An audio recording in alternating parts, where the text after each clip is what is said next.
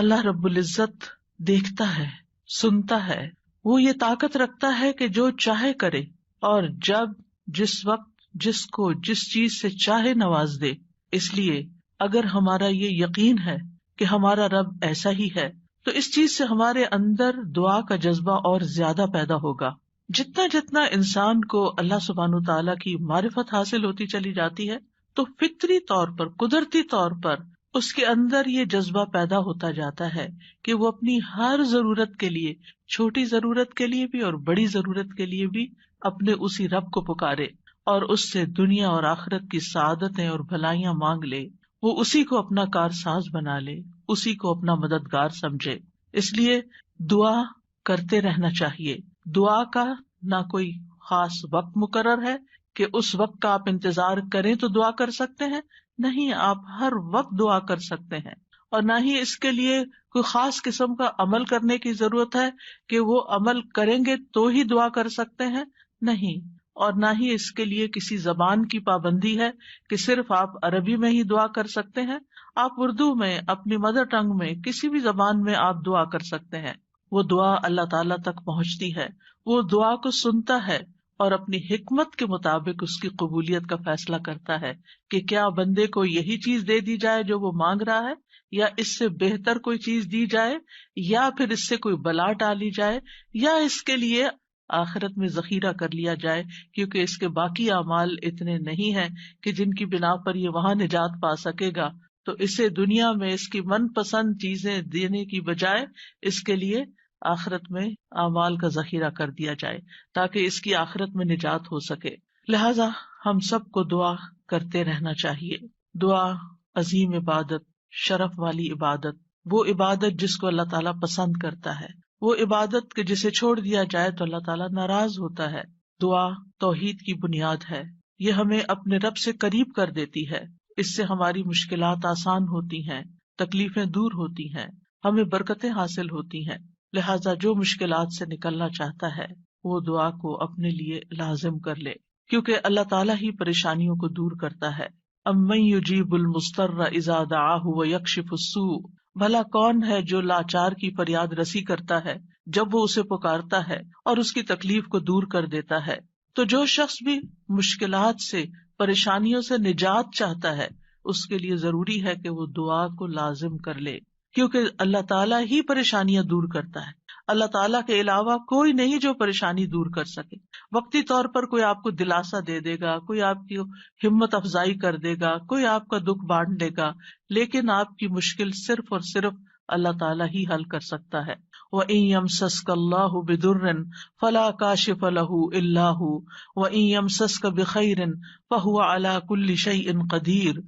اگر اللہ تجھے کوئی تکلیف پہنچائے تو اس کے سوا اسے کوئی دور کرنے والا نہیں، اور اگر وہ تجھے کوئی بھلائی پہنچائے تو وہ ہر چیز پر پوری طرح قادر ہے.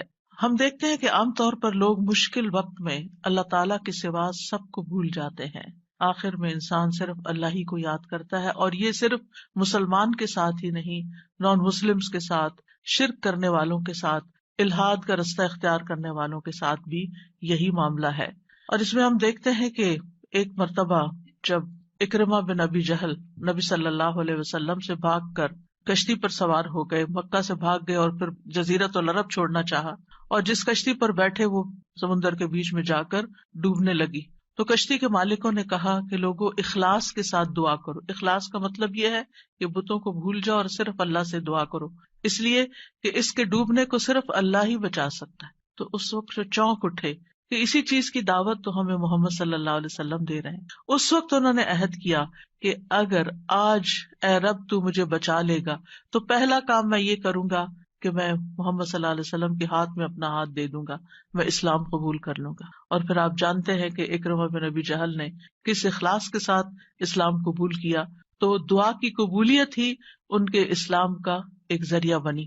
اور دعا کرنے کی 3 صورتیں ہیں. ایک تو یہ کہ اللہ تعالیٰ کی توحید بیان کرنا، جس میں انسان کہتا ہے یا اللہ لا الہ الا اللہ لا الہ الا انت سبحانک انی کنت من الظالمین. یہ دعا کا ایک طریقہ ہے. یہاں آپ صرف اللہ تعالیٰ کی توحید بیان کر رہے ہیں، اپنی کوتاہیوں کا اعتراف کر رہے ہیں. پھر اسی طرح آپ کہتے ہیں ربنا، اے ہمارے رب. یہاں بھی آپ اپنے رب کو رب کہہ کے پکار رہے ہیں، گویا اللہ تعالیٰ کی تعریف کر رہے ہیں. اور پھر دوسرا طریقہ یہ ہے کہ اللہ تعالیٰ سے انسان صرف بخشش کا سوال کرتا رہے اور رحمت کا سوال کرتا رہے، جیسے استغفر اللہ استغفر اللہ استغفر اللہ. کیونکہ اگر آپ کی بخشش ہو گئی تو آپ کے راستے میں جتنی بھی مشکلات ہیں وہ خود بخود حل ہونا شروع ہو جائیں گی. یعنی آپ کو اس وقت کہنے کی ضرورت نہیں ہوگی کہ یار اب مجھے یہ چاہیے، مجھے وہ چاہیے. آپ صرف یہ کہتے ہیں کہ اللہ وہ گناہ جو میرے اور تیرے بیچ میں حائل ہو گئے ہیں، جو تیری رحمت تک مجھے پہنچنے نہیں دے رہے، یا رب تو ان کو دور کر دے، تو مجھے معاف کر دے. اور یہ چیز انسان کی مشکلات دور کرنے کا ذریعہ بن جاتی ہے اور اس کی حاجات پوری ہونے کا ذریعہ بن جاتی ہے، جو بھی اس کی زندگی میں کوئی حاجت اور ضرورت ہوتی ہے. اسی طرح کبھی آپ اللہ سے صرف رحمت کا سوال کر رہے ہوتے ہیں، یا حی یا قیوم برحمتک استغیث، صرف رحمت مانگ رہے ہوتے ہیں. کیونکہ اگر اللہ سبحانہ تعالیٰ کی رحمت آ جائے تو ساری مشکلات ہی آسان ہو جائیں، پھر تو کوئی غم ہی نہ رہے، کوئی پریشانی ہی نہ رہے. اور تیسرا طریقہ ہے کہ انسان اللہ تعالیٰ سے اپنی دنیاوی حاجات مانگے یا آخرت کی ضروریات مانگے، جیسے اے اللہ مجھے مال دے، اے اللہ مجھے اولاد دے، اے اللہ مجھے گھر دے، اے اللہ مجھے گاڑی دے. اور صحابہ اتنی چھوٹی چھوٹی چیزیں بھی مانگتے تھے، جیسے جوتی کا تسمہ اگر ٹوٹ گیا تو بھی اللہ سے مانگتے تھے. چھوٹی سے چھوٹی ضرورت سے لے کے بڑی سے بڑی ضرورت تک براہ راست اللہ تعالیٰ سے مانگی جا سکتی، اور اس میں کوئی عیب کی بات نہیں، کوئی گناہ کی بات نہیں. وہ آپ کا رب ہے، وہ سب سے زیادہ آپ کا خیر خواہ ہے، لہٰذا آپ اس سے نہیں مانگیں گے تو کس سے مانگیں گے؟ اور وہ جو سب کچھ دینے پہ قادر ہے، اس سے نہیں مانگیں گے تو کس سے مانگیں گے؟ لہٰذا اس کو پکارتے رہنا چاہیے. تو نمبر 1 طریقہ صرف اللہ کی توحید بیان کرنا، اللہ کی تعریف کرتے رہنا. عرفہ کے دن کی سب سے بہترین دعا کیا ہے؟ لا الہ الا اللہ وحدہ لا شریک لہ لہ الملک ولہ الحمد وہو علی کل شیء قدیر. اس میں کیا مانگا آپ نے؟ کچھ بھی نہیں. آپ نے صرف اللہ کی توحید بیان کی ہے، لا الہ الا اللہ کہا ہے، وحدہ کہا ہے، لا شریک لہ کہا ہے، اپنے آپ کو اللہ کے لیے خالص کیا ہے. یہ دعا ہے. اور پھر دوسرا یہ کہ استغفار اور رحمت کی دعا. اور تیسرا کوئی بھی ضرورت جو ہو کسی بھی زبان میں، کسی بھی چیز کی، روحانی، جذباتی، مادی، دنیا کی، آخرت کی، کوئی بھی چیز وہ مانگتے چلے جائیں. ہم دیکھتے ہیں کہ انبیاء علیہم السلام اپنی حاجات اللہ تعالیٰ کے سامنے رکھتے تھے، مشکل وقت میں اللہ تعالیٰ کی طرف رجوع کیا کرتے تھے. کانوا اذا فزعوا الی الصلاۃ، یہ حدیث ہے مسند احمد کی، کہ انبیاء پر جب بھی کوئی پریشانی آتی تو وہ نماز کی طرف متوجہ ہو جاتے تھے، نماز پڑھنے لگتے تھے. اور کل ہم نے پڑھا تھا کہ دعا کی 2 بڑی قسمیں ہیں، دعائے عبادت اور دعائے مسئلہ. کہ عبادت بھی بذات خود دعا ہے، دعائے حال ہے، یعنی ہم ایسی حالت میں ہیں، ایسی عبادت میں ہیں کہ جو اللہ کی رحمت کو ہماری طرف متوجہ کر رہی ہے. انسان سب سے زیادہ اللہ کے قریب کہاں ہوتا ہے؟ سجدے کی حالت میں، اقرب الیہ. لہذا خوب وہاں دعا کرنی چاہیے. تو نماز بذات خود پریئر ہے، اس کو کہتے بھی پریئر ہے. صلاۃ کا معنی بھی دعا ہے، تو وہ تو دعا کا مجموعہ ہے. اسی لیے وَاسْتَعِینُوا بِالصَّبْرِ وَالصَّلَاۃِ، جب انسان پر کوئی مشکل آئے تو فوراً نماز کی طرف جائے اور نماز پڑھ کر اللہ تعالیٰ سے دعا بھی کرے. اور بذات خود اگر نوافل پہ نوافل بھی پڑھ رہا ہے یا طویل قیام کر رہا ہے، طویل سجدہ کر رہا ہے، تو یہ بھی ایک طرح سے دعا یا عبادت ہی کی حالت میں ہے. انبیاء علیہم السلام کی دعائیں کیوں قبول ہوئی؟ ہم ایک کے بعد ایک پیغمبر کے بارے میں قرآن مجید میں پڑھتے ہیں اور ہر پیغمبر کی دعا کے بارے میں پڑھتے ہیں کہ وہ قبول ہو گئی. کیوں؟ انہم کانوا یسارعون فی الخیرات ویدعوننا رغبا ورہبا. 2 کام تھے ان کے. ایک تو یہ کہ وہ نیکی کے کاموں میں بہت جلدی کرتے تھے، یسارعون فی الخیرات. تو دعاؤں کی قبولیت کے لیے کیا ہے؟ نیکیوں میں جلدی کریں، نیکیوں میں دوڑ لگائیں، نیکیوں میں آگے بڑھیں. وَيَدْعُونَنَا رَغَبًا وَرَهَبًا، اور وہ ہمیں پکارتے تھے رغبت کے ساتھ بھی اور رہبت کے ساتھ بھی، امید کے ساتھ بھی اور خوف کے ساتھ بھی. تو انسان کو اپنے رب کو امید اور خوف دونوں طریقوں سے پکارنا چاہیے. تو ہم دیکھتے ہیں کہ آدم علیہ السلام پر جب پریشانی آئی، شیطان کے کہنے میں وہ آ گئے اور پھر انہوں نے دعا کی، ربنا ظلمنا انفسنا وان لم تغفر لنا وترحمنا لنکونن من الخاسرین، کہ اے ہمارے رب، ہم نے اپنی جانوں پر ظلم کیا، اگر تو نے ہمیں نہ بخشا، ہم پر رحم نہ کیا تو ضرور ہم خسارہ پانے والوں میں سے ہو جائیں گے۔ تو کیا ہوا؟ اللہ تعالیٰ نے دعا قبول کی، فَتَلَقَّى آدَمُ مِن رَبِّهِ كَلِمَاتٍ فَتَابَ عَلَيْهِ إِنَّهُ هُوَ التَّوَّابُ الرَّحِيمُ۔ اللہ سبحانہ تعالیٰ نے آدم علیہ السلام کی توبہ قبول کر لی۔ نوح علیہ السلام کی قوم نے ان کے ساتھ بہت برا سلوک کیا۔ كذبت قبلهم قوم نوح فكذبوا عبدنا وقالوا مجنون وازدجر فدعا ربه انی مغلوب فانتصر۔ ان سے پہلے قوم نوح نے بھی جھٹلایا تھا، بس انہوں نے ہمارے بندے کو جھٹلا دیا اور کہنے لگے یہ مجنون ہے، اور وہ بری طرح جھڑک دیا گیا۔ یعنی قوم کے اوباش قسم کے لوگ ان کے ساتھ ڈانٹ ڈپٹ بھی کرتے تھے، اور بعض روایات میں آتا ہے کہ انہوں نے ان کو اتنا مارا کہ بے ہوش کر دیا۔ تو انہوں نے اپنے رب کو پکارا، انی مغلوب، رب میں مغلوب ہو گیا ہوں، میرا ان پہ کوئی بس نہیں چلتا، میں ان کے ساتھ ہر طریقہ آزما چکا ہوں، یہ نہیں مانتے، بس تو میری مدد کر۔ کیا ہوا؟ اللہ تعالیٰ فرماتے وَنُوحًا إِذْ نَادَى مِن قَبْلُ فَاسْتَجَبْنَا لَهُ فَنَجَّيْنَاهُ وَأَهْلَهُ مِنَ الْكَرْبِ الْعَظِيمِ۔ اور نوح کو بھی جب اس نے اس سے پہلے پکارا تو ہم نے اس کی دعا قبول کر لی، پھر اسے اور اس کے گھر والوں کو بہت بڑی گھبراہٹ سے بچا لیا۔ وَلَقَدْ نَادَانَا نُوحٌ فَلَنِعْمَ الْمُجِيبُونَ، اور بلا شبہ یقیناً نوح نے ہمیں پکارا تو یقیناً ہم بہت اچھے قبول کرنے والے ہیں۔ اللہ تعالیٰ نے ان کی دعا قبول کر لی اور پوری قوم کو ڈبو دیا سوائے ایمان والوں کے، اور اپنے بندے کا بدلہ لے لیا۔ یونس علیہ السلام کی مثال ہمارے سامنے ہے کہ جب اپنی قوم سے ناراض ہو کر، غضبناک ہو کر چلے گئے تھے، چلتے چلتے سمندر تک، سمندر سے کشتی میں، کشتی سے مچھلی کے پیٹ میں، اور مچھلی چلی گئی سمندر کی تہہ میں، اندھیروں پر اندھیرے۔ فنادا فی الظلمات اللہ الہ الا انت سبحانک انی کنت من الظالمین۔ تو اس نے اندھیروں میں پکارا، تیرے سوا کوئی معبود نہیں، تو پاک ہے، یقیناً میں ظلم کرنے والوں میں سے ہوں۔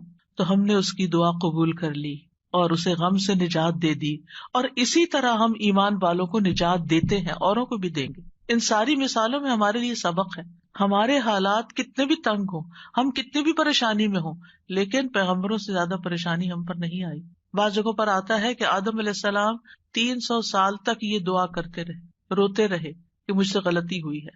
بالآخر رب نے ان کو کلمات سکھائے اور پھر دعا انہوں نے مانگی اور ان کی نجات ہوئی۔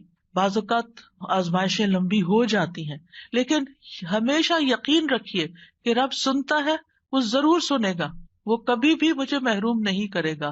لم اکم بدعائک رب شقیہ، تجھ سے مانگ کر اے رب میں کبھی بھی نامراد نہیں ہوا، تو ضرور سننے والا ہے۔ پھر ایوب علیہ السلام 18 سال تک ایک بیماری میں مبتلا رہے ہیں۔ وَأَيُّوبَ إِذْ نَادَى رَبَّهُ أَنِّي مَسَّنِيَ الضُّرُّ وَأَنْتَ أَرْحَمُ الرَّاحِمِينَ فَاسْتَجَبْنَا لَهُ فَكَشَفْنَا مَا بِهِ مِنْ ضُرٍّ وَآتَيْنَاهُ أَهْلَهُ وَمِثْلَهُمْ مَعَهُمْ رَحْمَةً مِّنْ عِنْدِنَا وَذِكْرَىٰ لِلْعَابِدِينَ۔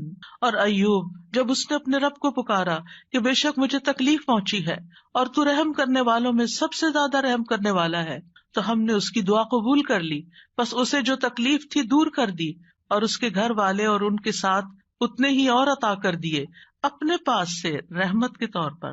ان لوگوں کے لیے یاد دہانی ہے یہ جو عبادت کرنے والے ہیں۔ یعنی بعض اوقات انسان سوچتا ہے میں عبادت بھی کرتا ہوں، میں اللہ تعالیٰ کی حرام کردہ چیزوں سے بھی بچتا ہوں، لیکن میں دعا کرتا رہتا ہوں مگر میری دعا نہیں سنی جاتی، معلوم نہیں کیوں۔ اب دیکھیے کس طرح یعقوب علیہ السلام سال ہا سال تک، بعض روایات میں 40 سال اور بعض میں اس سے بھی زیادہ وقت کے لیے وہ بیٹے سے جدا ہوئے تھے، اور مسلسل دعا کرتے رہے، مایوس نہیں ہوئے۔ اللہ تعالیٰ نے بالآخر ان کی دعا سن لی۔ چھوڑنا نہیں، پیچھے نہیں ہٹنا۔ ایوب علیہ السلام نے کہا تھا انی مسنی الضر وانت ارحم الراحمین، اللہ مجھے تکلیف پہنچی ہے اور تو سب سے بڑا رحم کرنے والا ہے، تو سب مہربانوں میں سے بڑھ کر مہربان ہے، تو مہربانی نہیں کرے گا تو اور کون کرے گا۔ تو یہاں انہوں نے اللہ تعالیٰ کی رحمت کی فریاد کی۔ پھر ابراہیم علیہ السلام مشکل ترین حالات میں اللہ تعالیٰ پر توکل کرتے ہیں۔ ابن عباس کہتے ہیں کہ یہ کلمہ حسبنا اللہ و نعم الوکیل ابراہیم علیہ السلام نے اس وقت کہا تھا جب انہیں آگ میں ڈالا گیا تھا، اور ان کے اس کلمے کی وجہ سے ان پر آگ ٹھنڈی ہو گئی، کیونکہ انہوں نے کہا تھا حسبنا اللہ و نعم الوکیل، حسبنا اللہ، اللہ ہمیں کافی ہے۔ یہ بھی پکارنے کا ایک انداز ہے، اللہ کی رحمت کو طلب کرنے کا ایک انداز ہے، اور ان کے اس کہنے پر اللہ سبحانہ تعالیٰ نے کیا فرمایا، قلنا یا نار کونی بردم وسلاما علی ابراہیم، اے آگ تو ابراہیم پر سراسر ٹھنڈک اور سلامتی والی بن جا۔ ابراہیم علیہ السلام نے نیک اولاد کی دعا کی، رب ہب لی من الصالحین فبشرناہ بغلام حلیم، اے میرے رب مجھے لڑکا عطا کر جو نیکوں میں سے ہو، تو ہم نے اسے ایک بردبار لڑکے کی خوشخبری دی، بغلام حلیم۔ ایسا نہیں ہوا کہ ابراہیم علیہ السلام نے ادھر دعا کی اور ادھر ان کو اسحاق اور اسماعیل علیہ السلام مل گئے، انتہائی بڑھاپے کی حالت میں جا کر بہت سالوں کے بعد دعا قبول ہوئی، لیکن قبول ہوئی۔ ہمارے لیے اس میں سبق یہ ہے کہ مانگتے رہیں چاہے سال ہا سال گزر جائیں۔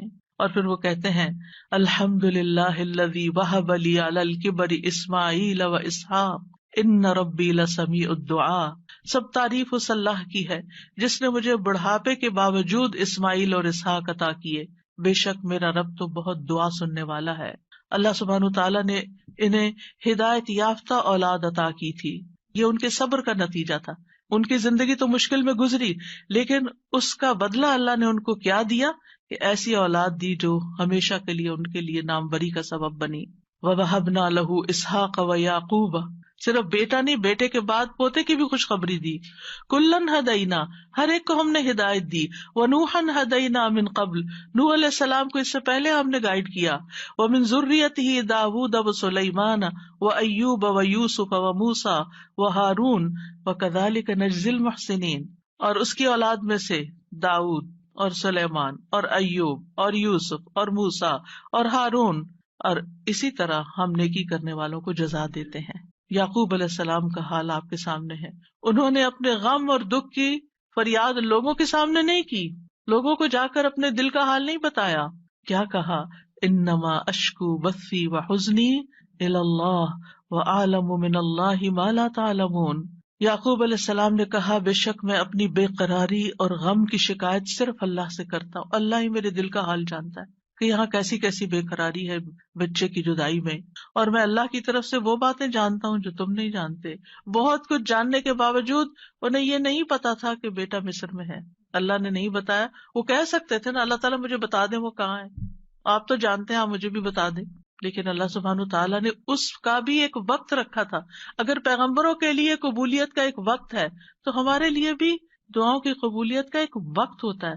قبولیت کا مطلب یہ نہیں ہوتا کہ بس منہ سے نکلتے ہی بات آپ کی فرمائش پوری ہو جائے۔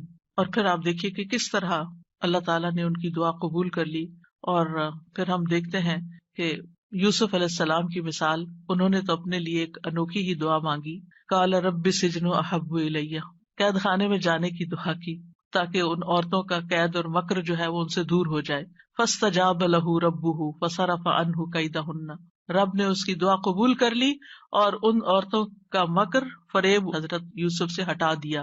انہ هو السمیع العلیم، بے شک وہ خوب سننے والا، خوب جاننے والا ہے۔ پھر موسیٰ علیہ السلام کی دعا، کس طرح وہ مدین پہنچتے ہیں تھکے ہارے، کئی دن کے پیدل سفر کے بعد جا کر ابھی بیٹھتے ہیں تو فوراً دیکھتے ہیں کہ کچھ لڑکیاں اپنا ریوڑ لے کے کھڑی ہیں، پانی نہیں پلا پا رہی، خود تھکے ہوئے ہیں، خود بھوکے بھی ہیں، پیاسے بھی ہیں، زخمی بھی ہیں، کچھ فیوچر کا نہیں پتا، لیکن کیا کرتے ہیں، سب سے پہلے اپنے رب کو پکارتے ہیں، رب انی لما انزلت الی من خیر فقیر، اور صرف دعا مانگ کے وہیں درخت کے نیچے بیٹھ نہیں جاتے، بلکہ اٹھ کے ان بچیوں کے پاس جاتے ہیں کہ یہ تمہارا کیا معاملہ ہے، اور ان کے سارے ریوڑ کو پانی پلاتے ہیں۔ اور آپ سوچئے کہ ایک شخص جو خود اتنا تھکا، وہ اپنے آپ کو وہاں رکھ کے دیکھیے، اگر ہم اتنا لمبا سفر کر کے آئیں اور ہم سے کوئی پانی مانگ بیٹھے، خود تو آفر کرنا دور کی بات، کوئی اور مانگ بیٹھے تو شاید ہم جھڑک ہی دیں کہ میں نے بھی تو اتنا ہی سفر کیا نہیں جتنا تم نے کیا۔ یہیں سے تو ہماری لڑائیاں فساد شروع ہوتے ہیں گھروں میں۔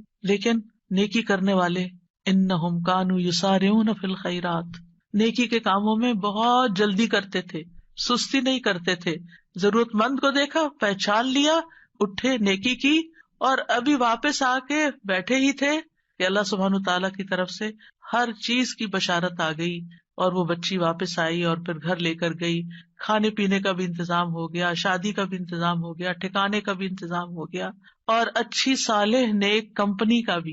جب آپ کسی اجنبی ملک میں جاتے ہیں تو آپ کو نہیں پتا ہوتا کہ آپ کو کیسے دوست ملیں گے، آپ کے نیبرز کون سے ہوں گے، آپ کا تعلق کن لوگوں سے ہوگا.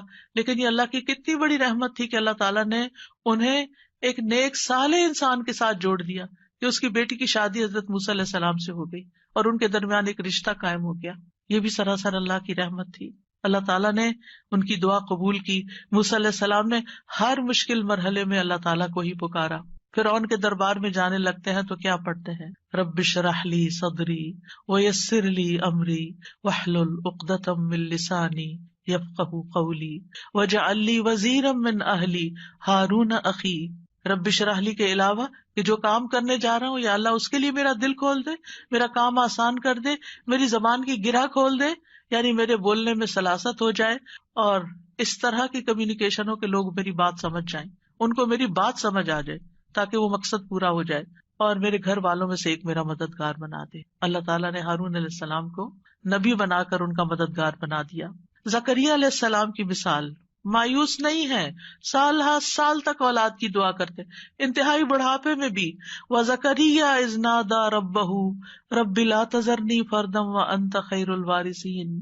اور زکریا کو جب اس نے اپنے رب کو پکارا، اے میرے رب مجھے اکیلا نہ چھوڑ اور تو سب وارثوں سے بہتر ہے، تو ہم نے اس کی دعا قبول کر لی. فَاسْتَجَبْنَا لَهُ وَوَهَبْنَا لَهُ يَحْيَىٰ، اور ہم نے اس کو یحییٰ عطا کیا. وَأَصْلَحْنَا لَهُ زَوْجَهُ، اور اس کی بیوی کو اس کے لیے درست کر دیا. یعنی بعض اوقات ہم سوچتے ہیں کہ انفرٹیلٹی کا پرابلم ہے، بچہ ہو ہی نہیں سکتا. اللہ تعالیٰ سب کچھ کر سکتا ہے، اللہ تعالیٰ وہ بھی ٹھیک کر سکتا ہے، کیونکہ ان اللہ علی کل شیء قدیر، اللہ تعالیٰ ہر چیز پر قدرت رکھتا ہے. اس لیے مایوسی کس بات کی؟ اللہ کے بندے کبھی بھی مایوس نہیں ہوتے. ہاں، مانگنے سے کبھی نہیں تھکتے، مانگتے رہتے ہیں کہ اللہ تعالیٰ سبب کے ساتھ بھی دیتا ہے اور بغیر سبب کے بھی دیتا ہے، اس کے لیے کیا مشکل ہے. پھر نبی صلی اللہ علیہ وسلم کس طرح دعا کرتے ہیں؟ استستغیثون ربکم فاستجاب لکم انی ممدکم بألف من الملائکۃ مردفین. جب تم اپنے رب سے مدد مانگ رہے تھے تو اس نے تمہاری دعا قبول کر لی کہ بے شک میں 1000 فرشتوں کے ساتھ تمہاری مدد کرنے والا ہوں جو ایک دوسرے کے پیچھے آنے والے ہیں.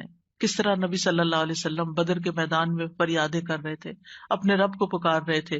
دیر اینڈ دن خوشخبری آ گئی کہ فرشتوں سے مدد کی جائے گی. انبیاء علیہ السلام کے علاوہ ہم دیکھتے ہیں کہ دیگر افراد بھی جنہوں نے اللہ تعالیٰ سے دعا کی، اللہ سبحانہ تعالیٰ نے ان کی دعا سن لی. سورۃ المؤمن میں جو مرد مومن ہے، جو فرعون کے دربار میں سے ہی ایک شخص اٹھتا ہے اور پھر وہ لوگوں کو نصیحت کرتا ہے اور کیا کہتا ہے؟ فَسَتَذْكُرُونَ مَا أَقُولُ لَكُمْ وَأُفَوِّضُ أَمْرِي إِلَى اللَّهِ إِنَّ اللَّهَ بَصِيرٌ بِالْعِبَادِ. فرعون کے دربار میں ایک شخص کا اٹھ کر لوگوں کو سمجھانا، فرعون کو سمجھانا، خوب نصیحتیں کرنا، کھلم کھلا موسیٰ علیہ السلام پر ایمان لانا، یہ بہت بڑی بغاوت تھی اور بہت بڑا نقصان ہو سکتا تھا. لیکن اس مرد مومن نے کیا کہا؟ افوض امری الی اللہ، میں اپنا معاملہ اللہ کے سپرد کرتا ہوں. کیا ہوا پھر؟ فوقاہ اللہ سیئات ما مکروا وحاق بآل فرعون سوء العذاب. اللہ نے اسے ان کی بری چالوں سے بچا لیا جو انہوں نے تدبیریں کی تھی، ان سے نجات دی، اور آل فرعون کو برے عذاب نے گھیر لیا. اللہ نے اپنے بندے کو بچا لیا اور پوری قوم کو ڈبو دیا. پھر اسی طرح کچھ واقعات احادیث میں آتے ہیں، جیسے غار والوں کا قصہ ہے، کس طرح اللہ سبحانہ تعالیٰ نے ان کی دعائیں سنی اور صرف دعاؤں کے نتیجے میں غار کے دروازے سے پتھر ہٹ گیا اور وہ باہر نکل آئے.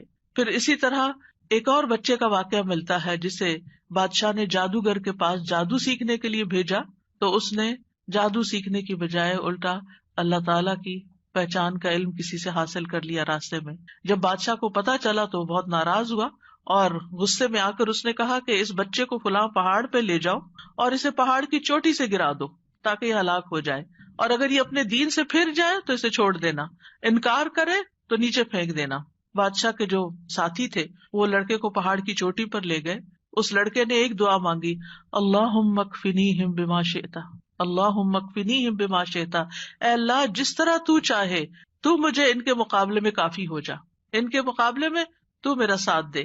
تو کہتے ہیں پہاڑ پر ایسا زلزلہ آیا کہ جس سے اس کے سارے ساتھی جو لے کے گئے تھے وہ سارے گر گئے، وہ سب الٹے گرے اور وہ لڑکا چلتا ہوا بادشاہ کی طرف دوبارہ آ گیا. بادشاہ نے اس لڑکے سے پوچھا تیرے ساتھیوں کا کیا ہوا؟ لڑکے نے کہا اللہ مجھے ان سے کافی ہو گیا. بادشاہ نے پھر اس لڑکے کو اپنے ساتھیوں کے اور لوگوں کے حوالے کر کے کہا کہ اسے ایک چھوٹی سی کشتی میں بٹھاؤ اور سمندر کے بیچ میں جا کے کشتی الٹ دو، اس کو وہاں پھینک دو، اگر یہ اپنے دین سے پھر جائے تو چھوڑ دینا، انکار کرے پھینک کے آ جانا۔ بادشاہ کے ساتھی اس لڑکے کو لے کر گئے تو لڑکے نے پھر یہی دعا کی، اللہم اکفنیہم بما شئت، اے اللہ تو جس طرح چاہے مجھے ان سے کافی ہو جا۔ پھر وہ کشتی بادشاہ کے ساتھیوں سمیت الٹ گئی، سب غرق ہو گئے اور وہ لڑکا چلتا ہوا واپس بادشاہ کے پاس آ گیا۔ بادشاہ نے اس لڑکے سے کہا، تیرے ساتھیوں کا کیا ہوا؟ کہنے لگا، اللہ مجھے ان کے مقابلے کے لیے کافی ہو گیا۔ اور واقعی اللہ ہی کافی ہوتا ہے دشمن سے نمٹنے کے لیے۔ انسان کے اپنے پاس زور نہیں ہوتا، طاقت نہیں ہوتی، ہم کمزور ہوتے ہیں، لیکن اگر اللہ کی مدد آ جائے تو انسان ہر طرح کی مشکلات پہ قابو پا سکتا ہے۔ آسیہ علیہ السلام کی مثال ہمارے سامنے ہے کہ کس طرح انہوں نے فرعونیوں سے نجات کے لیے دعا مانگی اور کہا، رب ابن لی عندک بیتا فی الجنہ ونجنی من فرعون وعملہ ونجنی من القوم الظالمین۔ اے میرے رب، میرے لیے اپنے پاس جنت میں ایک گھر بنا دے اور مجھے فرعون سے اور اس کے عمل سے نجات دے اور مجھے ظالم قوم سے نجات دے۔ تو کیا ہوا؟ اللہ تعالیٰ نے ان کی دعا قبول کر لی۔ ابو ہریرہ کہتے ہیں کہ فرعون نے اپنی بیوی کے دونوں ہاتھوں اور دونوں پاؤں کے لیے 4 میخیں گاڑی، یعنی جیسے وصولی دیتے ہیں نا، تو ہر ہاتھ میں میخ گاڑی اور پاؤں میں بھی۔ جب وہ فرعونی ان سے جدا ہوتے تو فرشتے ان پہ سایہ کر لیتے۔ اس وقت انہوں نے یہ دعا کی، بس اللہ تعالیٰ نے جنت میں ان کے گھر سے پردہ ہٹا کر ان کو گھر دکھا دیا کہ گھر بن چکا ہے تمہارا، اس صبر کی بدولت جو انہوں نے اس تکلیف پر کیا اور اپنے ایمان کو بچایا۔ سارہ علیہ السلام نے کس طرح اس ظالم بادشاہ کے مقابلے میں مدد طلب کی۔ آپ جانتے ہیں کہ ابراہیم علیہ السلام نے سارہ کے ساتھ ہجرت کی تھی اور انہیں لے کر ایک شہر میں پہنچے، جو اس کا بادشاہ تھا وہ بہت ظالم تھا، اور جب اسے پتا چلتا کہ کوئی مسافر ایسا ہے جس کے ساتھ بہت خوبصورت عورت ہے تو وہ اس سے زبردستی چھین لیتا تھا۔ اسے پتا چلا کہ ابراہیم علیہ السلام اپنے ساتھ ایک ایسی عورت کو لائے ہیں جو عورتوں میں سب سے زیادہ خوبصورت ہے، تو انہوں نے ابراہیم علیہ السلام کو پیغام بھیجا کہ یہ تمہارے ساتھ کون ہے؟ تو انہوں نے کہا کہ یہ میری بہن ہے۔ پھر سارہ کے پاس گئے تو انہوں نے کہا میری بات کو جھٹلانا نہیں، کیونکہ میں نے ان کو بتایا کہ تم میری بہن ہو، اللہ کی قسم اس سرزمین میں میرے اور تمہارے علاوہ دوسرا کوئی مومن نہیں، یعنی ہم ایمان میں بہن بھائی ہیں۔ تو انہوں نے پھر سارہ کو اس ظالم کے پاس بھیج دیا۔ بادشاہ سارہ کی طرف بڑھنے لگا تو یعنی حضرت سارہ نے اٹھ کر وضو کیا، نماز پڑھنے لگی اور یہ دعا کی، اللہم ان کنت آمنت بک وبرسولک واحسنت فرجی الا علی زوجی فلا تسلط علی الکافر۔ اے اللہ، اگر میں تجھ پر اور تیرے رسول پر ایمان لائی ہوں اور میں نے اپنی شرمگاہ کو اپنے شوہر کے سوا محفوظ رکھا ہے تو اس کافر کو میرے اوپر مسلط نہ ہونے دے۔ اس پر بادشاہ کا سانس گلے میں پھنس گیا اور گر کر ایڑیاں رگڑنے لگا اور حضرت سارہ کو نجات مل گئی۔ نہ صرف ایک نجات ملی بلکہ ان کے ساتھ توفتاً حضرت ہاجر کو بھی ساتھ دیا گیا۔ خولہ بنت ثعلبہ کی مثال قرآن میں آپ کے سامنے ہے کہ کس طرح ان کے شوہر نے ان سے زہار کیا تو وہ پریشان ہو گئی اور نبی صلی اللہ علیہ وسلم کے پاس آئیں اور تکرار کرنے لگی کہ میرے مسئلے کا کوئی حل بتایا جائے۔ تو اس پر اللہ سبحانہ وتعالیٰ نے کیا آیات نازل کی، قد سمع اللہ قول التی تجادلک فی زوجہا وتشتکی الی اللہ واللہ یسمع تحاورکما۔ اللہ نے سن لی اس عورت کی بات جو تم سے اپنے شوہر کی شکایت کر رہی تھی اور اپنے خاوند کے بارے میں جھگڑ رہی تھی اور اللہ کی طرف شکایت کر رہی تھی، اور اللہ تم دونوں کی بات سن رہا تھا۔ اللہ سبحانہ تعالیٰ نے اس عورت کی بات سن لی کا مطلب کیا ہے؟ دعا قبول کر لی، مسئلے کا حل مل گیا۔ اسی طرح سلف صالحین جو ہیں وہ بھی اللہ کو پکارتے ہیں۔ امت کے جو نیک لوگ ہیں ان میں سب سے پہلے صحابہ کرام ہیں۔ وہ سب سے بڑھ کر اللہ تعالیٰ کو جاننے والے تھے، اللہ تعالیٰ کی معرفت رکھتے تھے، وہ اللہ کے رسول کو جاننے والے تھے، وہ دین میں سب سے زیادہ بصیرت رکھتے تھے اور سب سے زیادہ دعا کرنے کے ادب آداب سے واقف تھے کہ کیسے دعا کی جاتی ہے۔ ہم دیکھتے ہیں کہ عمر بن خطاب رضی اللہ عنہ دعا کے ذریعے اپنے دشمن کے خلاف فتح طلب کرتے تھے، اور یہ دعا ان کے لشکروں میں سے عظیم لشکر تھا۔ کہتے ہیں نا کہ اللہ تعالیٰ کے لشکر ہیں، جیسے سکینت بھی اللہ کے لشکروں میں سے ایک لشکر ہے، تو وہ دعا کو بھی اللہ کا ایک لشکر سمجھتے تھے۔ وہ اپنے ساتھیوں سے کہا کرتے تھے، تم کثرت تعداد کی بنیاد پر فتح نہیں دیے جاتے بلکہ تمہاری مدد آسمان سے کی جاتی ہے۔ اللہ تمہاری مدد کرتا ہے، یعنی تمہاری دعائیں سنتا ہے۔ اسی طرح عبداللہ بن زبیر کے بارے میں آتا ہے، وہ کہتے ہیں کہ جمل کی جنگ کے موقع پر جب زبیر رضی اللہ عنہ کھڑے ہوئے تو مجھے بلایا، میں ان کے پہلو میں جا کر کھڑا ہو گیا، بیٹے ہیں ان کے۔ انہوں نے کہا، بیٹا آج کی لڑائی میں ظالم مارا جائے گا یا مظلوم؟ میں سمجھتا ہوں کہ آج میں مظلوم قتل کیا جاؤں گا، اور مجھے سب سے بڑی فکر اپنے قرضوں کی ہے. کیا تمہیں بھی کچھ اندازہ ہے کہ قرض ادا کرنے کے بعد ہمارا کچھ مال بچ سکے گا؟ پھر انہوں نے کہا بیٹے ہمارا مال فروخت کر کے اس سے قرض ادا کر دینا. کہنے لگے بیٹا اگر قرض ادا کرنے سے عاجز ہو جاؤ تو میرے مولا سے اس میں مدد چاہنا، کام نہ ہو تو اللہ سے مدد چاہنا. عبداللہ نے بیان کیا کہ اللہ کی قسم، ان کے بیٹے کہتے ہیں اللہ کی قسم میں ان کی بات اس وقت نہ سمجھ سکا. میں نے پوچھا اے میرے بابا من مولا کا، آپ کا مولا کون ہے؟ قال اللہ، کہنے لگے اللہ. عبداللہ کہتے ہیں اللہ کی قسم قرض ادا کرنے میں جب بھی دشواری پیش آئی میں نے اسی طرح دعا کی یا مولا زبیر، ہے زبیر کے مولا، اقض عنہ دینہ، آپ ان کی طرف سے قرض ادا کر دیجیے، اس کا بندوبست کر دیجیے، اور ادائیگی کی کوئی نہ کوئی صورت پیدا ہو جاتی، دعا قبول ہو جاتی. سفیان ثوری کہا کرتے تھے اے وہ ذات جس کو اپنے تمام بندوں میں سے وہ انسان سب سے زیادہ محبوب ہے جو اس سے مانگے تو کثرت سے مانگے، یعنی اللہ تعالیٰ کو وہ شخص زیادہ پیارا ہے جو زیادہ دعائیں کرتا ہے. اے وہ ذات جس کو اپنے تمام بندوں میں سے وہ انسان سب سے زیادہ ناپسند ہے جو اس سے نہیں مانگتا، کیونکہ جو انسان دعا نہیں کرتا اللہ تعالیٰ اس سے ناراض ہوتا ہے. اور تیرے سوا کوئی بھی ایسا نہیں ہے اے میرے رب. کیا مطلب؟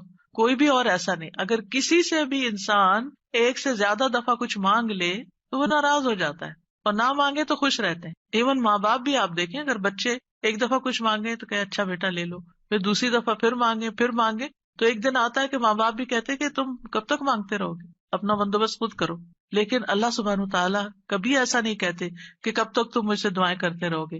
وہ پسند کرتے ہیں کہ بندہ دعا کرتا رہے. اور بعض لوگوں کو تو دعا میں ایسا لطف آتا ہے، اللہ تعالیٰ سے مناجات کرنے میں، اللہ تعالیٰ کو پکارنے میں، اللہ تعالیٰ کے آگے ہاتھ پھیلانے میں، اللہ تعالیٰ کی طرف رجوع کرنے میں ایسی لذت آتی ہے کہ ان کی یہ لذت اس چیز کی لذت سے بھی بڑھ جاتی جو وہ مانگ رہے ہوتے ہیں. تو اس لیے کبھی بھی انسان مانگنے سے دور نہ رہے، مانگتا رہے. صرف بڑی حاجتیں نہیں، بڑے مسائل نہیں، چھوٹی چھوٹی چیزیں بھی. لیس بن سعد کہتے ہیں کہ ابو حازم کہا کرتے تھے مجھے نمک بھی چاہیے تو میں اپنی دعاؤں میں اللہ سے مانگتا ہوں کہ مجھے نمک چاہیے. نمک سب سے چھوٹی چیز ہوتی ہے نا.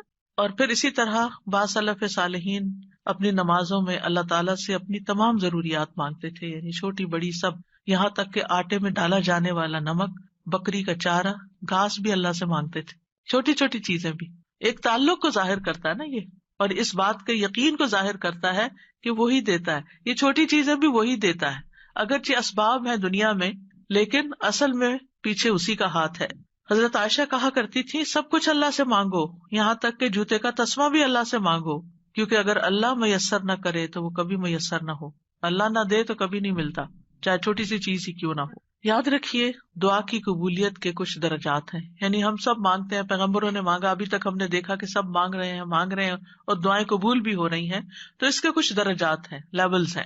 رسول اللہ صلی اللہ علیہ وسلم نے فرمایا اگر کوئی شخص اللہ سے دعا کرتا ہے تو اس کی دعا ضرور قبول ہوتی ہے، اس کی دعا ضرور قبول ہو جاتی ہے، خواہ دنیا میں اسے وہ چیز دے دی جائے، یعنی جو مانگ رہا ہے وہ یہیں مل جائے، یا اس کے لیے آخرت میں ذخیرہ بنا دیا جائے، یا پھر اس دعا کے بقدر اس کے گناہوں کا کفارہ ادا ہو جاتا ہے، بشرطے کہ اس کی دعا کسی گناہ یا قطع رحمی کے لیے نہ ہو اور وہ جلدی نہ کرے. تو 3 چیزیں ہو گئی، یا وہی چیز مل گئی جو مانگی، یا پھر آخرت کے لیے جمع ہو گئی کہ وہاں بدلہ ملے گا، یا پھر دنیا میں کیے جانے والے گناہوں کا کفارہ ہو گیا. بعض اوقات انسان اللہ کی نافرمانی کے کچھ کام کر رہا ہوتا ہے، مثلا نماز کے لیے صبح وقت پہ نہ اٹھنا. کچھ لوگ روٹین میں ریگولرلی دیر سے فجر پڑھتے ہیں، رات کو دیر سے سوتے ہیں، صبح دیر سے اٹھتے ہیں. اگر ان کو سمجھایا جائے تو وہ کہتے ہیں ہم پڑھ تو لیتے ہیں نا، جب اٹھتے ہیں پڑھ لیتے ہیں. بھائی کبھی کبھار تو ایسا ہو جائے، لیکن روز کا یہ اگر کام ہو جائے تو یہ کوئی معمولی چیز ہے؟ یہ اللہ کی نافرمانی ہے. اور ایسی اور بھی چیزیں ہو سکتی ہیں زندگی میں جو ہم اللہ کے حکم کی نافرمانی کر رہے ہوتے ہیں. آپ کو یاد ہوگا کہ جب میں نے رمضان کا لیکچر دیا تو اس میں سب سے پہلے یا ایھا الذین آمنوا پہ بات ہوئی تھی. یا ایھا الذین آمنوا، اے لوگو جو ایمان لائے، تم پہ روزے فرض کر دیے، یعنی روزے رکھو. اور کتنے ہی اللہ تعالیٰ کے احکامات ایسے ہیں جو اللہ تعالیٰ مومنوں سے ان کو فلفل کرنے کے لیے کہتا ہے، لیکن کیا ہم وہ سارے فلفل کر رہے ہیں؟ اگر ہماری کوئی بات نہ مانے تو ہم کتنے ناراض ہوتے ہیں. کوئی بچہ ہماری بات نہ سنے، مثلا شور کر رہا ہے، ہم کہتے چپ ہو جاؤ، نہیں چپ ہوتا، پھر آپ کہتے دیکھو چپ ہو جاؤ، شور نہیں کرو. دیکھو بھائی کو نہیں مارو، 1 دفعہ 2 دفعہ 3 دفعہ، پھر اٹھ کے کیا کرتے ہیں؟ پھر لگانی پڑتی ہے نا. کیوں لگانی پڑتی؟ تاکہ فساد ختم ہو، لڑائی ختم ہو. ویسے نہیں وہ مان رہا. ہمارا بھی یہی حال ہے. اللہ تعالیٰ ہمیں ڈھیل دیے رکھتے ہیں، یہ غلط کام نہیں کرو نہیں کرو نہیں کرو، مختلف چانسز ملتے رہتے ہیں، نہیں چھوڑتے. پھر اللہ تعالیٰ کسی مشکل میں ڈال دیتے ہیں. اب بندے بنو گے تم، اب آؤ گے میری طرف.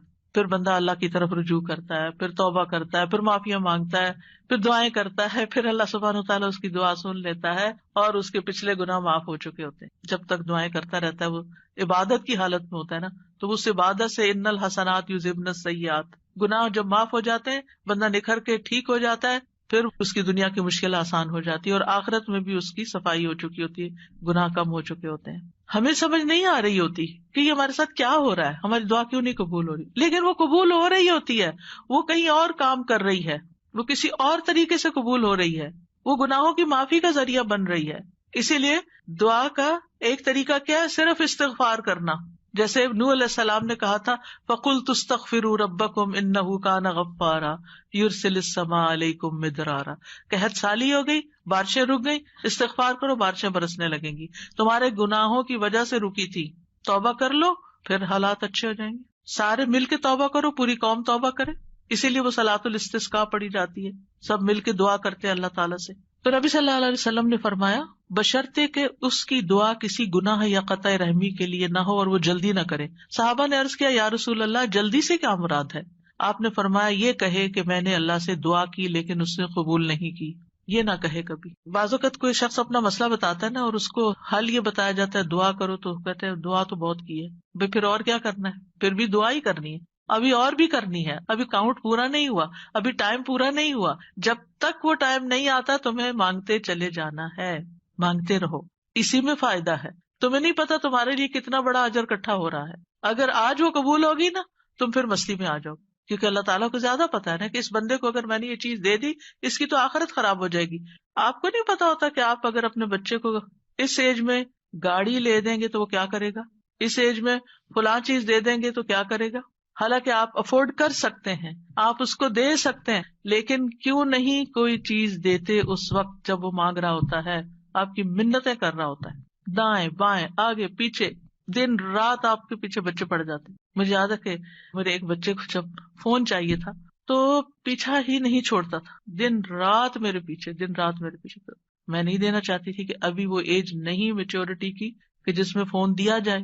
تو کیا میں ظالم تھی؟ نہیں، اسی کی خاطر، اسی پر مہربانی اور اسی کے فائدے کی خاطر نہیں دینا چاہتی. یہ تو ہم انسان ہیں کم عقل، چھوٹی سی عقل میں تھوڑی سی بات سمجھ جاتے ہیں کہ ابھی یہ چیز نہیں دینی. اسی طرح آپ کے گھر میں مثلاً کوئی شوگر کا پیشنٹ ہے، اس کا من پسند کھانا رکھا ہوا ہے لیکن آپ اس کو نہیں دیتے. کیوں نہیں دیتے؟ ایسا نہیں ہے کہ وہ ہے نہیں کھانا، سب کچھ ہے، لیکن اس لیے نہیں دیتے کہ وہ کھا کر بیمار ہوگا اور بیمار ہوگا، سخت نقصان ہو سکتا ہے. نہیں دینا. تو کیا اللہ تعالیٰ کو نہیں پتا کہ جو کچھ ہم مانگ رہے ہیں وہ ابھی ہمیں اس کو دینا ہے یا نہیں دینا، ابھی یہ کام ہو جانا چاہیے یا نہیں ہو جانا چاہیے؟ اس کو ہم سے زیادہ پتا ہے.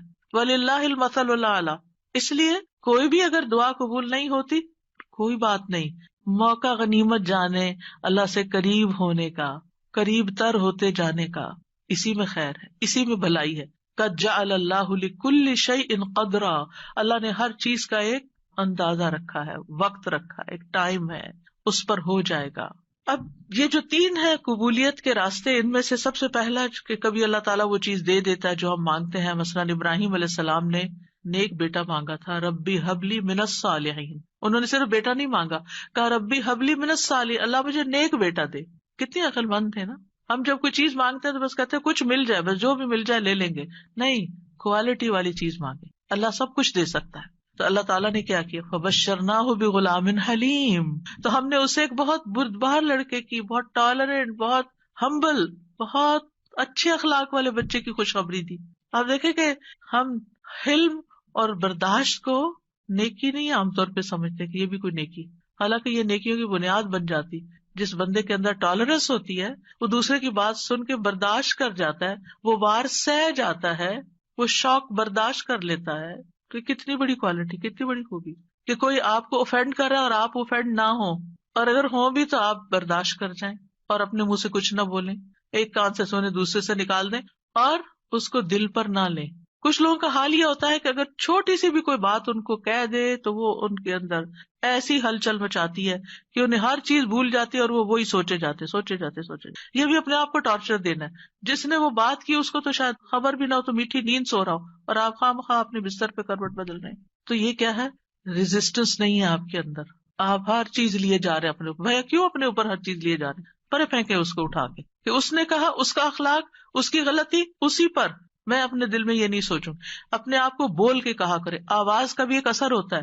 بولا کرے مجھے اس بات کو اب نہیں سوچنا، مجھے اس کو محسوس نہیں کرنا، مجھے اپنے دل میں نہیں رکھنا. اور پیٹرن بریک کر کے کچھ ایسی چیز پڑھے، کچھ ایسا کام کرے کہ بھول جائیں اس کو. اور نیکسٹ ٹائم وہ شخص سامنے آئے تو منہ بنا کے اور غصے کی آنکھوں سے مت دیکھیں. اچھے سے اسمائل کر کے دیکھیں، اچھے سے اسمائل کر کے بات کریں. آپ دیکھیں گے کہ وہ جو غصہ آیا بھی تھا نا وہ کہیں چلا جائے گا. لیکن ہم غصے کو پرورش دیتے ہیں، اس کی پرورش کرتے ہیں. کہا تھا نا اس نے، اب میں نے اس کے ساتھ یہ کرا. اندر ہی کھچڑی پکاتے رہتے ہیں. اور جب وہ شخص سامنے آتا ہے تو کوئی نہ کوئی سخت لفظ بول جاتے ہیں کیونکہ ہم بدلہ لینا چاہ رہے ہو. اب کیا ہے، آپ نے تو ایک لفظ بولا، ہو سکتا ہے وہ 10 اور بول دے. آپ بتائیں کیا کریں گے؟ مسئلہ تو حل نہیں ہوا، مسئلہ تو وہیں کھڑا رہا، پریشانی تو وہیں رہی. تو کیا فائدہ ہوا؟ تو اس لیے یہ حلم کی کوالٹی جو ہے، یہ برداشت کی کوالٹی جو ہے بہت بڑی خوبی ہے. اور آپ دیکھیے کہ اگر آپ کے بچے کے اندر یہ ہے نا تو آپ بڑی خوش قسمت پیرنٹ ہیں کہ آپ اس کو ڈانٹ رہے ہیں، آپ اس کو سنا رہے ہیں اور وہ آگے سے آپ کو جواب نہیں دیتا. کتنے خوش قسمت ہیں آپ کہ آپ کا بچہ آپ کی ڈانٹ سن لیتا ہے، آپ کا بچہ آپ کا غصہ برداشت کر جاتا ہے اور پھر بھی آپ کے ساتھ اچھا سلوک کرتا ہے. یہ کوئی چھوٹی نعمت ہے، یہ ہے نیک ہونا، یہ نیکی کی علامت ہے. انہوں نے کہا اللہ نیک بچہ چاہیے، اللہ نے کہا اچھا یہ حلیم بچہ لے لو، حلم والا ہے. اسی لیے تو جب انہوں نے کہا آؤ میں تمہیں ذبح کرتا ہوں تو وہ حاضر ہو گئے. ٹھیک ہے ذبح بھی کر لیں. آج آپ دیکھیں کہ بعض اوقات ہمارے بچے دنیاوی لحاظ سے بڑے کامیاب ہوتے لیکن ایک چھوٹی سی بات ان کو کہہ دیں تو وہ اتنے زیادہ اوفینڈ ہو جاتے. تو وہ آنکھوں کی ٹھنڈک تو نہ ہوئے نا، صرف ان کی دنیاوی کامیابی ہے، وہ تو ان کے اپنے لیے ہے دنیاوی کامیابی. ٹھیک ہے ماں باپ کو بھی نیک نامی سے کچھ حصہ مل جاتا ہے لیکن ماں باپ کی آنکھوں کی ٹھنڈک اولاد کی نیکی ہوتی ہے. یہ جو ہم کہتے ہیں نا ربنا ہب لنا من ازواجنا وذریاتنا قرۃ اعین، تو ایک ایمان والے کے لیے آنکھوں کی ٹھنڈک اس میں ہوتی ہے کہ بچہ خیر اور بھلائی کے کتنے کام کرتا ہے. بہرحال ان کی دعا قبول ہو گئی. کبھی ایسا بھی ہوتا ہے کہ مانگی ہوئی چیز سے اللہ تعالیٰ زیادہ بہتر چیز آپ کو دے دیتا ہے. آپ کچھ اور مانگ رہے تھے، آپ کو مانگنا نہیں آ رہا تھا، اللہ تعالیٰ کو آپ پر پیار آیا، آپ نے چھوٹا مانگا، اللہ نے اس سے بڑھ کر آپ کو دے دیا. کئی دفعہ ہم کہتے ہیں نا کہ میں نے تو کبھی یہ سوچا بھی نہیں تھا، میں نے اتنا نہیں مانگا تھا. میرے ایک رشتے دار ہیں، اللہ نے ان کو بہت دیا، تو کبھی میری بات ہوتی ہے ان سے تو کہتے ہیں کہ میں نے اتنا نہیں مانگا تھا، میں نے اتنا نہیں مانگا تھا، اور اللہ تعالیٰ دیتا ہی چلا جا رہا ہے. تو ایسا بھی ہوتا ہے کہ بعض اوقات آپ والدین کے بڑے ہی فرما بردار ہوتے ہیں، ان کے دکھ درد کے ساتھی ہوتے ہیں، اور اللہ سبحانہ وتعالیٰ آپ کو صلہ رحمی کا ویسے بھی وعدہ ہے کہ جو رشتے جوڑے گا، جو ماں باپ کے ساتھ احسان کا برتاؤ کرے گا، رشتے جوڑے گا، تعلقات اچھے رکھے گا، اللہ تعالیٰ اس کی عمر اور رزق میں برکت عطا فرمائے گا. یہ رزق کے دروازوں میں سے ایک دروازہ ہے کہ تھوڑا بھی ہے تب بھی احسان کا معاملہ کرو، رشتے داروں کے ساتھ اپنے تعلقات اور ریلیشن شپ اچھے رکھو. تو اللہ سبحانہ وتعالیٰ کبھی کبھی ہم کچھ مانگتے ہیں، اللہ تعالیٰ ہمیں اس سے بھی بہتر عطا کرتا ہے. آپ دیکھیں عمران کی بیوی نے کیا کہا تھا، ربی انی نذرت لک ما فی بطنی محررا، اللہ میں نے تیرے لیے اس کی نظر مانی ہے جو میرے پیٹ میں ہے وہ آزاد ہوگا، فتقبل منی، آپ مجھ سے قبول کر لیں، انک انت السمیع العلیم، آپ سننے والے ہیں، سب کچھ جاننے والے ہیں. اور اب کیا ہوا، بیٹی پیدا ہو گئی. انہوں نے سمجھا کہ بیٹی کوئی اچھی چیز نہیں، بیٹا چاہیے تھا، خیال ان کا یہ تھا. واللہ اعلم بما وضعت ولیس الذکر کالانثی، اللہ تعالیٰ نے کیا فرمایا کہ لڑکا لڑکی کی طرح نہیں ہوتا. یہاں جو کام بیٹی کرے گی وہ بیٹا نہیں کر سکتا. اور پھر حضرت مریم سے کیسی خیر دنیا میں جاری ہوئی، اللہ نے ان کو کس طرح چنا، ایمان والی عورتوں کی سردار ہیں وہ. کبھی اللہ تعالیٰ مانگی ہوئی چیز جیسی کوئی تکلیف دور کر دیتا ہے. آپ کچھ مانگ رہے ہوتے ہیں اور ادھر سے تکلیف آ رہی ہوتی ہے، اللہ تعالیٰ اس مانگنے کی وجہ سے اس تکلیف کو پیچھے ہٹا دیتے ہیں. ہم کہتے ہیں ہماری دعا قبول نہیں، کتنی غلط بات کرتے ہیں، استغفر اللہ. ہم کہتے ہیں میری دعا قبول نہیں، بھائی ہو چکی ہے، اللہ نے فرمایا ہے نا اجیب دعوت الداعی اذا دعانی، میں قبول کرتا ہوں. کیسے کہتے ہو نہیں قبول ہوتی؟ ہوئی ہے، تمہیں نہیں پتا کس شکل میں ہوئی ہے. تم چھوٹی چیز مانگ رہے تھے، میں تمہیں بہتر دینے والا ہوں. تم کچھ مانگ رہے تھے، میں تم سے مصیبت دور کر رہا ہوں. اگر وہ مصیبت دور نہ کرو تو یہ تمہاری مانگی ہوئی چیز مل بھی جائے تو تم فائدہ نہیں اٹھا سکتے اس سے۔ نبی صلی اللہ علیہ وسلم نے فرمایا جو مسلمان کوئی ایسی دعا کرے جس میں گناہ یا قطع رحمی کا کوئی پہلو نہ ہو تو اللہ اسے تین میں سے کوئی ایک چیز ضرور عطا فرماتے ہیں، یا تو فوراً ہی اس کی دعا قبول کر لی جاتی، یا آخرت کے لیے ذخیرہ کر لی جاتی، یا اس سے اس جیسی کوئی تکلیف دور کر دی جاتی۔ صحابہ نے عرض کیا اس طرح تو پھر ہم بہت کثرت کریں گے۔ آپ نے فرمایا اللہ اس سے بھی زیادہ کثرت والا ہے، یعنی آپ بہت مانگو گے تو اللہ تعالیٰ اس سے بھی زیادہ دے سکتا ہے، تمہارے مانگنے سے بھی زیادہ دے سکتا ہے۔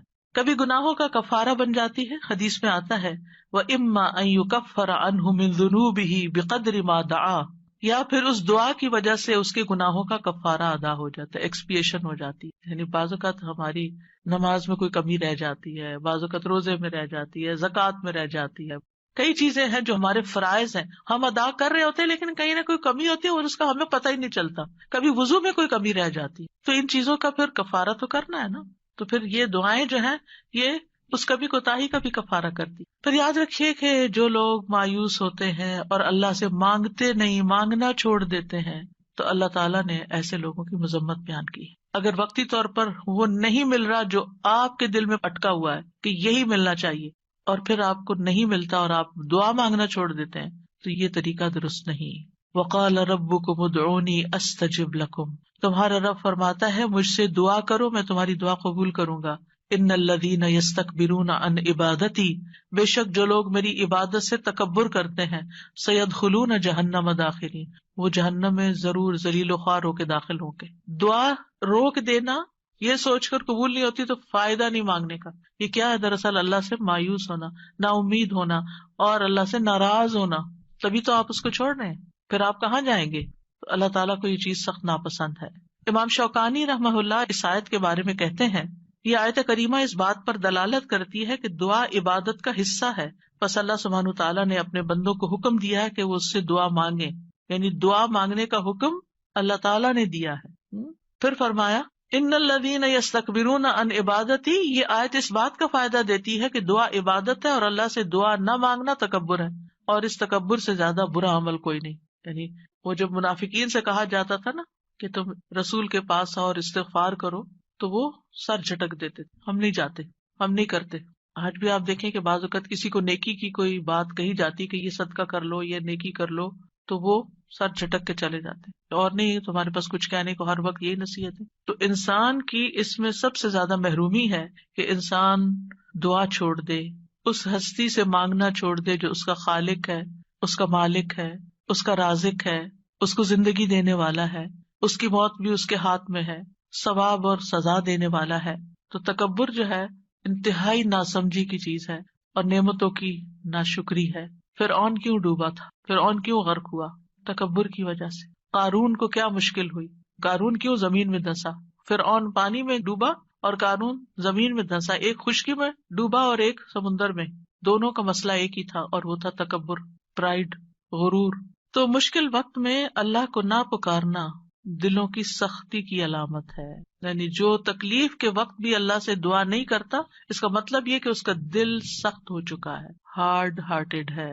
سورۃ الانعام میں اللہ تعالیٰ فرماتے ہیں فَلَوْلَا إِذْ جَاءَهُمْ بَأْسُنَا تَضَرَّعُوا، پھر جب ہمارا عذاب ان پر آیا تو انہوں نے عاجزی کیوں نہیں کی، دعائیں کیوں نہیں کی کہ اللہ اس عذاب کو ٹال دے۔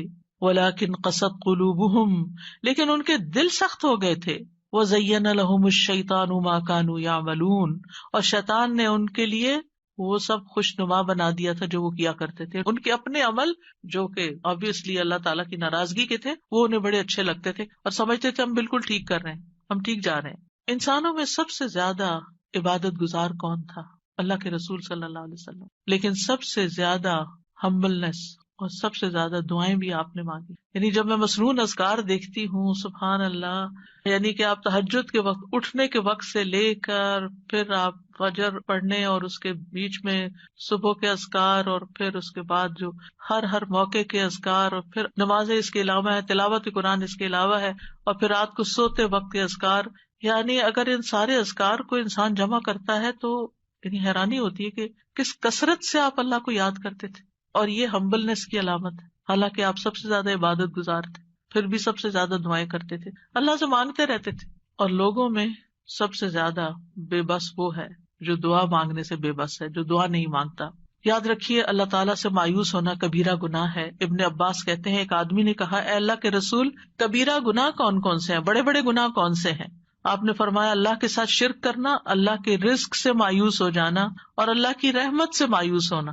کبھی بھی مایوس نہیں ہونا چاہیے. پھر ایک اور بات اس سلسلے میں یہ یاد رکھی جائے کہ جہاں ہمیں اللہ سے مانگنا چاہیے وہاں ہمیں غیر اللہ سے نہیں مانگنا چاہیے، کیونکہ اللہ کے سوا سب سہارے کمزور ہیں.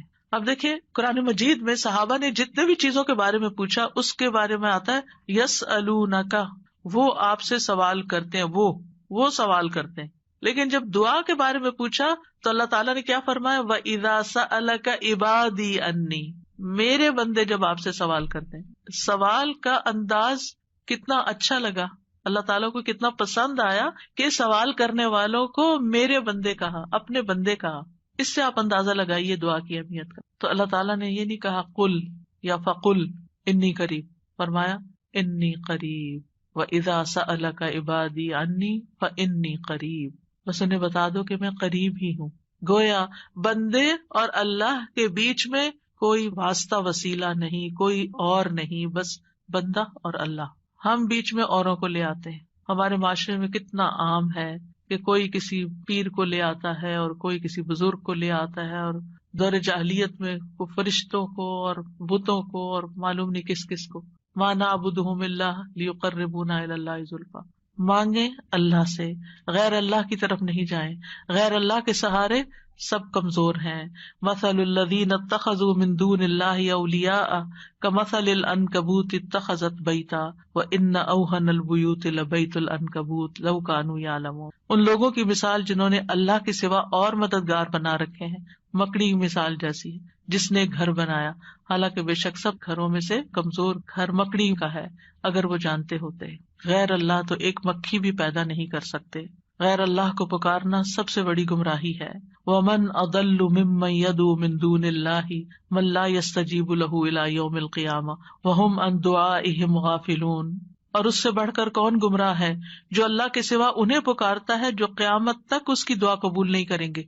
یعنی قبروں میں سوئے ہوئے یا فرشتے یا جن یا کوئی اور مخلوق، کسی سے بھی نہیں، اور وہ ان کے پکارنے سے بے خبر ہیں. اور جب سب لوگ اکٹھے کیے جائیں گے تو وہ ان کے دشمن بن جائیں گے، یعنی غیر اللہ وہ دشمن بن جائیں گے اور ان کی عبادت سے منکر ہوں گے. کیوں نہیں پکارنا چاہیے غیر اللہ کو؟ کیونکہ اللہ کے سوا کوئی کسی چیز کا مالک نہیں ہے.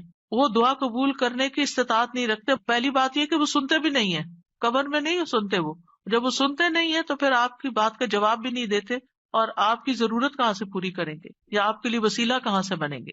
مدد کرنے کی طاقت بھی نہیں رکھتے. سورۃ الاعراف میں آتا ہے والذین تدعون من دونہ لا یستطیعون نصرکم ولا انفسہم ینصرون.